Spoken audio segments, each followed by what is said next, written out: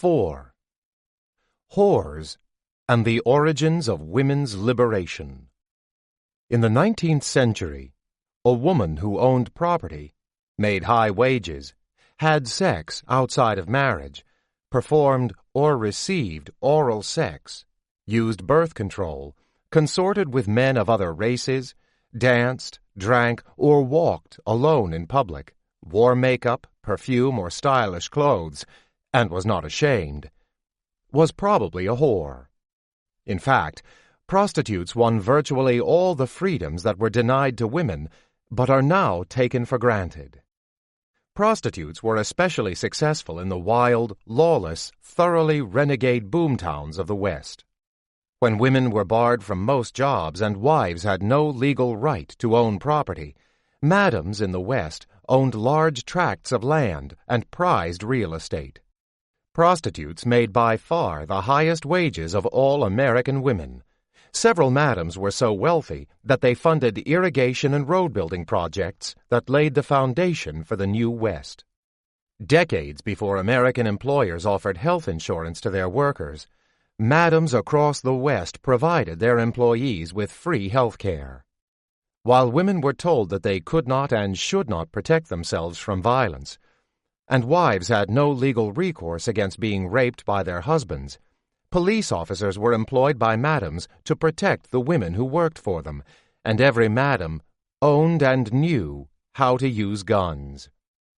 While feminists were seeking to free women from the slavery of patriarchal marriage, prostitutes married later in life and divorced more frequently than other American women. At a time when birth control was effectively banned, prostitutes provided a market for contraceptives that made possible their production and distribution. While women were taught that they belonged to the private sphere, prostitutes traveled extensively, often by themselves, and were brazenly public women.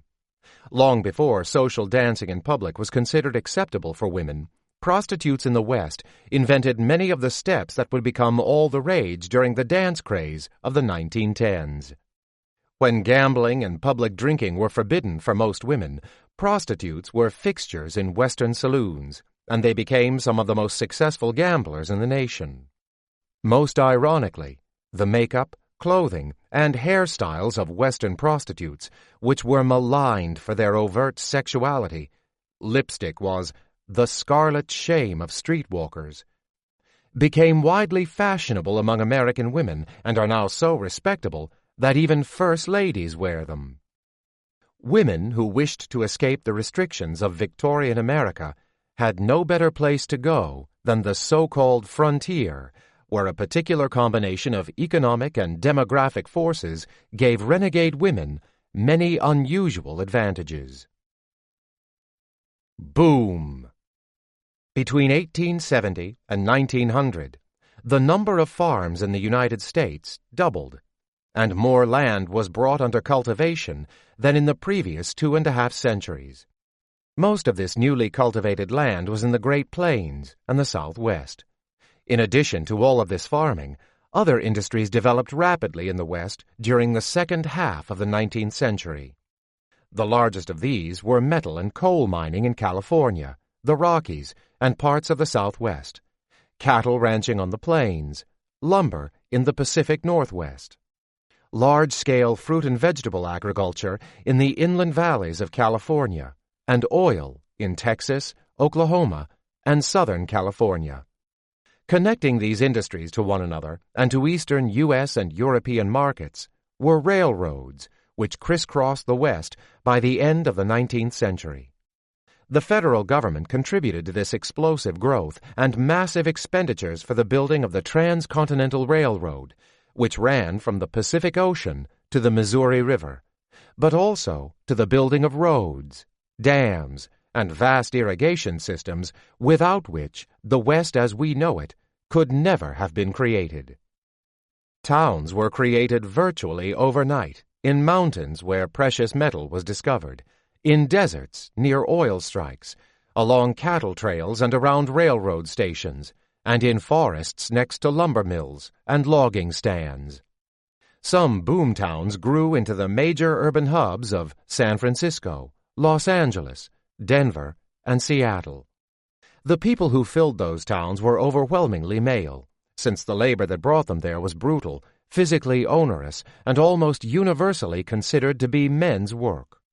The non-Indian population of California in 1850 was 93% male. In the mining towns along the Comstock Silver Lode in Nevada, a census taker in 1860 counted 2,306 men and 30 women. These were men without families, without land, without property, and without a stake in any one community. They moved from town to town in search of money. And, since most of the towns they lived and worked in were brand new, the legal apparatus in those towns was usually very weak. These were exactly the conditions that bred bad people. The whorearchy.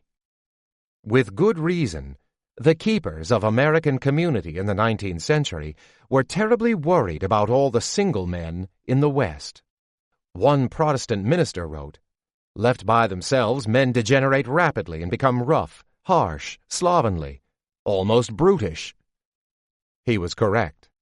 Ironically, most of these men were white and full American citizens, but they cared little for the restrictions and responsibilities of citizenship. One moral reformer in Montana reported this about life in a mining town: "Men without the restraint of law, indifferent to public opinion, and unburdened by families, drink whenever they feel like it, whenever they have the money to pay for it, and whenever there is nothing else to do. Bad manners follow. Profanity becomes a matter of course. Excitability and nervousness, brought on by rum, help these tendencies along, and then, to correct this state of things, the pistol comes into play." In the silver mining boomtown of Leadville, Colorado, in 1879, there were 120 saloons, 19 beer halls, 188 gambling houses, and only 4 churches. Into this world stepped legions of women who understood something about supply and demand. A U.S. Department of Labor study in 1916 found that in the major legitimate occupations for women, department store clerking and light manufacturing, the average weekly wage was $6.67, which the department deemed to represent a subsistence standard of living. In such industries, jobs were few, and due to the ban on women's labor in most of the economy, the available labor in the few industries that allowed women was great. This oversupply of labor pushed wages down to the minimum. By contrast, women who chose prostitution enjoyed a highly favorable market for their labor. Demand was enormous and constant, especially in the West, and the pool of available labor was kept small by the great number of women who internalized or feared the stigma attached to prostitution. According to historian Ruth Rosen, who pioneered the social history of prostitution in the United States, the average brothel inmate or streetwalker, the lowest positions in the trade, received from $1 to $5 a trick, earning in one evening what other working women made in a week. Prostitutes in a 1916 study reported earnings between $30 to $50 per week, at a time when skilled male trade union members averaged roughly $20 per week.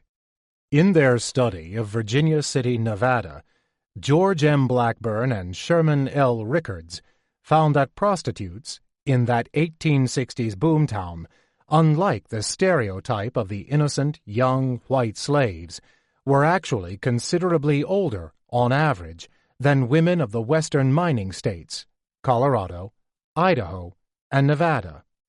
From the age data on prostitutes, it is clear that they were old enough to realize the nature of their behavior and also old enough to have married, had they so desired. For this was an era with many unattached men.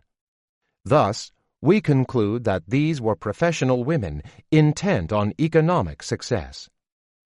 After working as a domestic in El Paso, Texas, for $3 per week, a Mexican-born woman quit her job and decided to become a puta for the extra money. She later recalled, "It took me a long time to get used to having men intimately explore my body.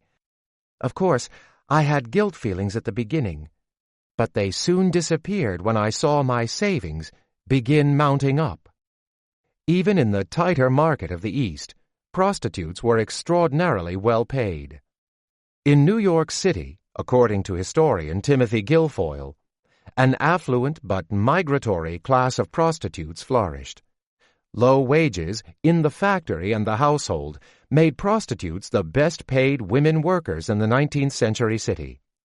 In studies conducted in New York during the 1900s and 1910s, 11% of prostitutes listed coercion as the reason for entering the trade, but almost 28% named the money they could earn. Members of the Vice Commission of Chicago, like many anti-prostitution reformers, faced the hard truth of the wealth being accrued by prostitutes with a bitter question. Is it any wonder that a tempted girl who receives only $6 per week working with her hands sells her body for $25 per week when she learns there is a demand for it and men are willing to pay the price? One Chicago prostitute who supported her family with her wages had an answer. "Do you suppose I am going back to earn $5 or $6 a week in a factory, and at that, never have a cent of it to spend for myself?" She told an interviewer, "when I can earn that amount any night, and often much more?" Historian Ruth Rosen was struck again and again by most prostitutes' view of their work as easier and less oppressive than other survival strategies they might have chosen. The high wages of prostitutes made them not only the wealthiest women, but also the only economically independent women in the United States. Prostitutes were the first women to break free of what early American feminists described as a system of female servitude. Charlotte Perkins Gilman, one of the leading feminist intellectuals at the turn of the 20th century, noted that human beings were the only species in which an entire sex lives in a relation of economic dependence upon the other sex. Since wages in respectable occupations were so low, the only culturally sanctioned means for a woman to attain wealth was through a rich husband. And since states in the 19th century granted few or no property rights to married women, even women who married well owned little or nothing of their own. But women who chose to be bad could live well on their own. Prostitutes who rose to the top of the industry to become madams owned more wealth than any other women in the United States. Indeed, they were among the wealthiest people in the country, and especially in the West. Diamond Jessie Heyman began work as a prostitute in the gold country of the Sierra Nevada foothills in the 1880s, then moved to San Francisco to become one of the most successful prostitutes in the city's history. Heyman's 3-story brothel in the Tenderloin district of San Francisco included 3 fireplaces, a saloon, a champagne cellar, and 15 suites filled with imported furniture. She provided each of her employees with a $6,000 wardrobe that included a fox fur coat, 4 tailored suits, 8 hats, 2 dress coats, 12 pairs of shoes, 12 pairs of gloves, 7 evening gowns, and 7 negligées. Heyman earned enough money from her business to buy several parcels of land in the city. After the 1906 earthquake that destroyed much of San Francisco, Heyman and other madams provided food and clothing to the thousands left homeless. She died in 1923 with an estate worth $116,000. Jenny Rogers, the queen of the Colorado underworld, owned several opulent brothels in Denver that featured ceiling-to-floor mirrors, crystal chandeliers, oriental rugs, marble tables, and grand pianos.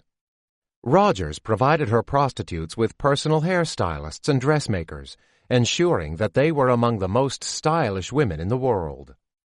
Her profits were so great that she was able to purchase several acres of Denver's most valuable land, as well as several shares of an irrigation and reservoir project that not only provided the city with much of its water, but also paid Rogers sizable dividends.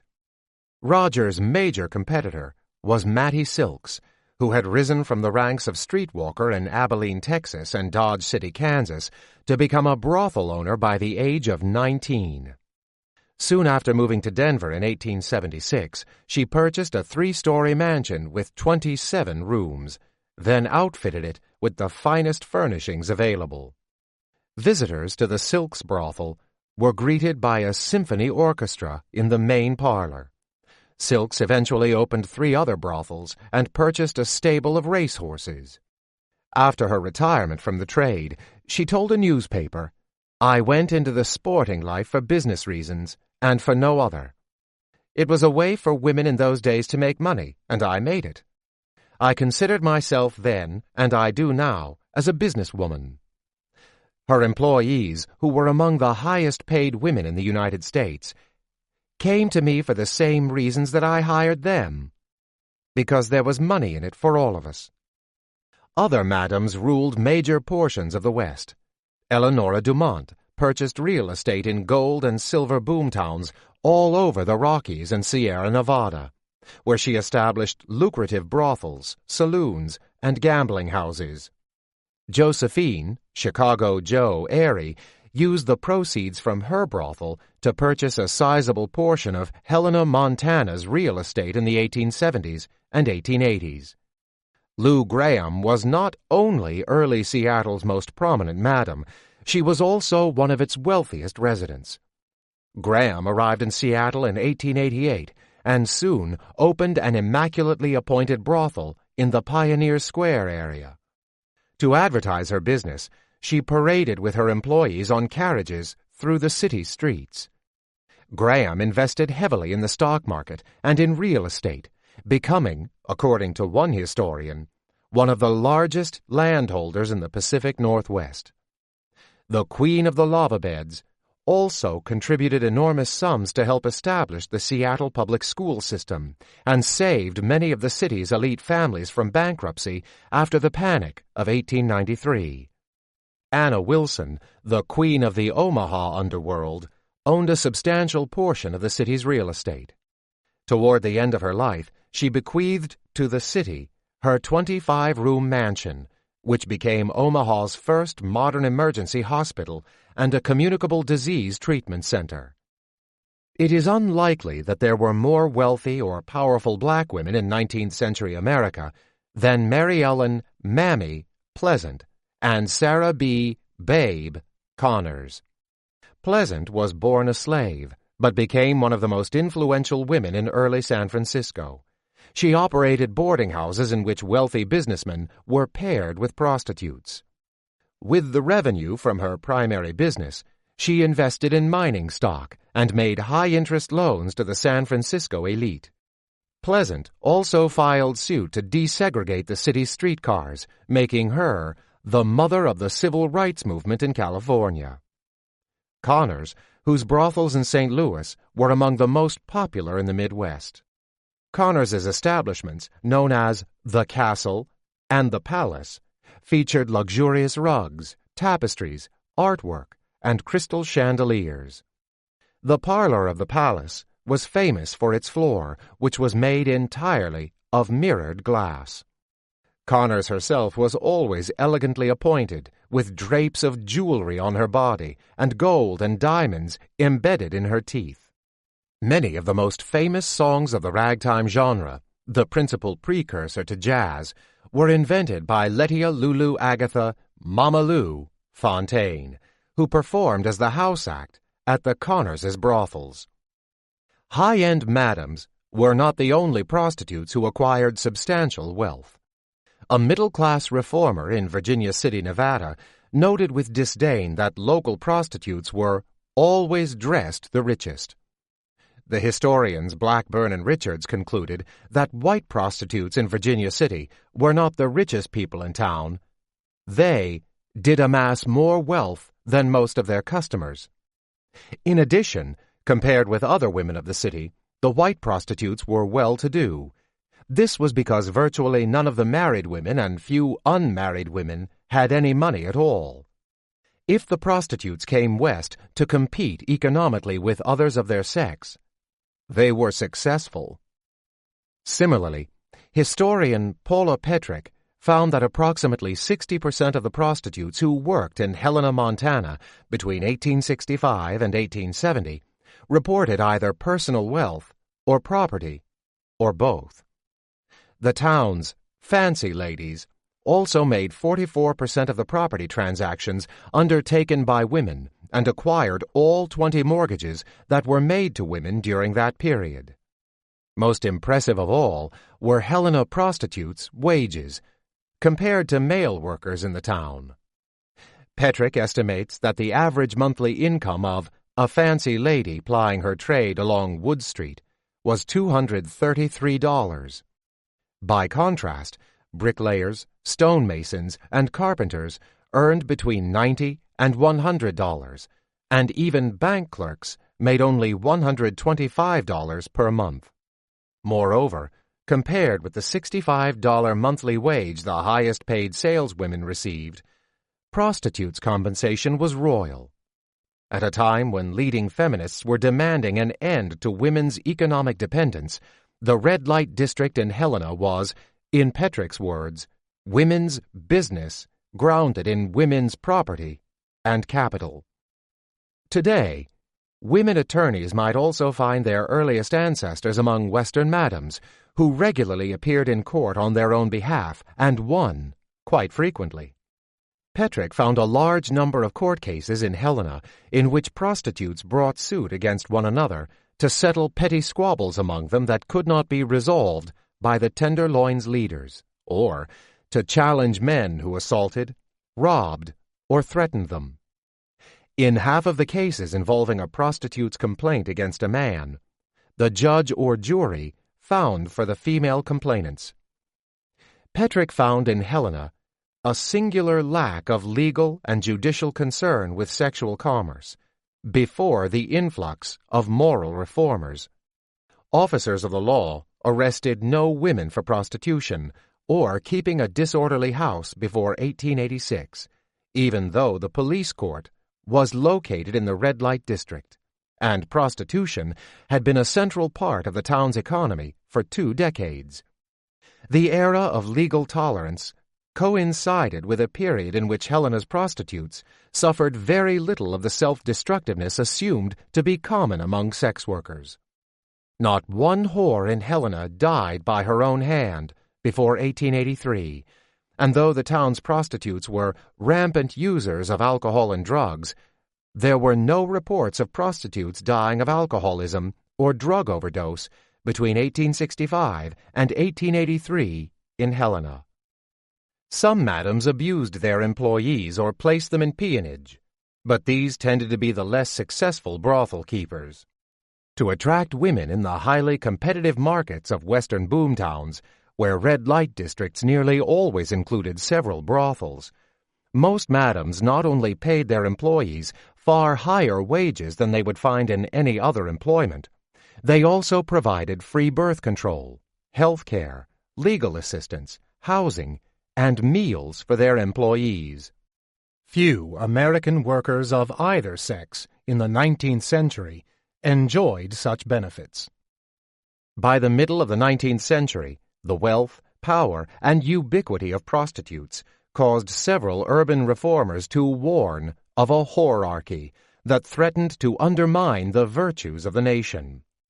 Madams led an underground universe with a regularly organized community of thieves who have their laws and regulations, as George Foster put it in his 1850 novel, Celio, or New York Above Ground and Underground. In George Ellington's 1869 journalistic account, The Women of New York, or The Underworld of the Great City, madams were female fiends of the worst kind, who seemed to have lost all the better qualities of human nature. Worse still, they had entrees to the good society of the metropolis, with the friends and chosen companions of some of the wealthiest and most intellectual men of the city. Shameless. The sexual repression that was so central to Victorian ideology, particularly regarding women, was often stunningly absent from prostitutes' minds. When the Denver City Council attempted to humiliate local prostitutes by passing an ordinance requiring all women of ill repute to wear yellow ribbons, the city's madams dressed themselves and their employees in yellow from head to toe. This drew even more attention to the city's streetwalkers and embarrassed the city council into rescinding its order. Denver's madams also demonstrated their immunity from bourgeois norms by taking out ads for their businesses in a widely distributed publication called The Denver Red Book, a reliable directory of the pleasure resorts of Denver. A guide covering the entire state was published in 1895 as The Traveler's Night Guide of Colorado. Madams were also able to use shame to punish their adversaries or build their wealth. Jenny Rogers received $17,000 from a leading politician in exchange for not revealing that he was a regular customer. Prostitutes in San Francisco were so shameless that they held weekly parades down Market Street, dressed in the finest clothes in the world, to advertise their services. When the census was taken in Sweetwater, Texas, the town's best-known prostitute, Libby Squirrel-Tooth Alice Thompson, unabashedly listed her occupation as one who diddles and squirms in the dark. It is commonplace to assume that prostitution is inherently degrading and that no mentally healthy or economically secure woman would choose it. Underneath this assumption is another assumption, that selling the function of one's body for sex causes greater physical and psychological harm than selling the function of one's body for other legitimate kinds of work. Yet many of the prostitutes in the 19th century who were asked about it contradict these assumptions. Nearly 3/4 of the prostitutes interviewed by Dr. William Sanger in 1859 came from families in which the father was an independent farmer, a middle-class professional, or a skilled artisan. Says Guilfoyle, these women did not view prostitution as deviance or sin. Rather, they considered it a better alternative to the factory or domestic servitude.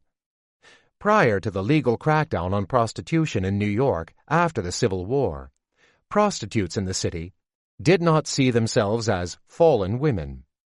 In court and in the press, they publicly defended their personal integrity and private property instead of succumbing to violent intimidation, and they refused to act as fugitives from justice. In an 1859 poll of 2,000 New York City women who sold sex, Dr. Sanger asked, "What was the cause of your becoming a prostitute?" About 1,100 gave him answers he expected to hear, such as destitution, seduced and abandoned, ill treatment of parents, relatives, or husbands, and bad company. But to Sanger's great surprise, 513 prostitutes, more than 1/4 of those he interviewed, said they chose their profession out of inclination. The doctor called this response incredible. A large number of the women did not even see their profession as work. 181 stated their main reason for choosing it, drink and the desire to drink, while 124 saw prostitution as an easy life. 29 women, who might be the baddest renegades in American history, said they became prostitutes because they were too idle to work. Prostitutes undermined virtually every sexual taboo that limited the freedom of women. The birth control devices that had circulated among the rabble of early American cities came under attack by the middle of the 19th century, when contraceptives appeared to be used widely and shamelessly. A visitor to Boston noted in 1872 that there was hardly a newspaper that does not contain their open and printed advertisements, or a drugstore whose shelves are not crowded with nostrums publicly and unblushingly displayed. The production and distribution of devices that made sex purely recreational was, according to the historian Andrea Tone, a robust and increasingly visible commerce in illicit products and pleasures that seemed to encourage sexual license by freeing sex from marriage and childbearing. The growing numbers of prostitutes in the mid-19th century greatly supported this market, then kept it alive when moral reformers threatened to kill it. In the 1860s and 1870s, several books with titles such as Serpents in the Doves, Nest and Satan in Society condemned birth control as a violation of the laws of heaven, the invention of hell, and a hydra-headed monster, bent on killing the American family. These complaints became law in 1873 with the passage by the U.S. Congress of an Act of Suppression of Trade in and Circulation of Obscene Literature and Articles of Immoral Use, commonly called the Comstock Act. The law, named after the anti-obscenity crusader Anthony Comstock, made it illegal to distribute through the U.S. Postal Service any obscene, lewd, or lascivious materials, or any article or thing designed or intended for the prevention of conception or producing of abortion.